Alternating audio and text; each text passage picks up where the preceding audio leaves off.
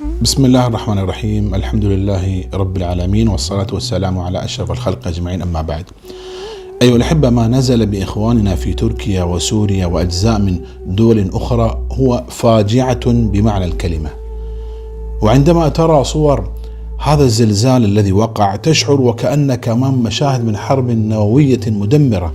الأبنية المتساقطة والأدخنة المتصاعدة وصرخات المستغيثين ونداءات النساء والأطفال ومنظر الجثث والدمار والهدم، وأرقام الوفيات والمصابين ترتفع يوما بعد يوم، والعالم في تشنج وقلق وترقب. أيها الأحبة، الزلزال سنة كونية وآية عظيمة تستحق التأمل والتدبر. الزلزال يظهر عجز الإنسان ويكسر كبرياءه، فمهما ادعى الإنسان العلم والتحضر يبقى ضعيفا وعاجزا أمام قدرة الله سبحانه وتعالى ومشيئته. الزلزال يزلزل القلوب القاسية ويحرك الأبدان الجبلية ويبكي العيون الجافة. ومن عظم هول الزلازل وقوة تأثيرها على النفوس جعلها الله سبحانه وتعالى آية وعلامة من علامات يوم القيامة.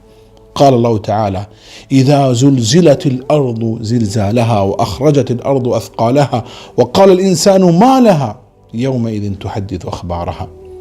وأخبرنا النبي عليه الصلاة والسلام بأن كثرة الزلازل من علامات قرب الساعة. نسأل الله سبحانه وتعالى السلامة. أيها الأحبة، مصاب إخواننا عظيم، والمؤمن بحمد الله تعالى يعزي نفسه بالأجر والإيمان، ويعزي المصابين بالمعونة والصدقات والزكاة والدعاء. وإذا كانت المساعدات تصل بيسر وسهولة إلى تركيا، فكيف وصولها إلى سوريا الجريحة؟ فقد توالت عليها الأزمات، وأصبح الهم والغم والحزن جليس الشعب السوري وصديقه. كل ما أتفكر في الشعب السوري أقول سبحان الله، كم بلاؤهم عظيم، حروب طاحنة وأحقاد لا تنتهي، وفقر وخوف وبرد وتشريد وظلم لا يتوقف. وفوق هذا يأتيهم في هذا الوقت الزلزال، وهم في عزلة عن العالم، لا يصلون منهم إلى الاستغاثة والبكاء. لذلك أقول: ادعموا كل المتضررين من الزلزال، لكن دعم إخواننا السوريين أوجب. ركزوا على إيصال المساعدات إليهم في الداخل، السوريون أحوج من غيرهم بلا شك. قفوا اليوم وقفة نبيلة جادة اتجاه إخواننا، فإن عذاب الله تعالى قريب ممن تكاسل وتغافل عن إخوانه المستضعفين. اللهم اكفنا شر الزلازل والمحن وفواجع الأقدار ومر القضاء.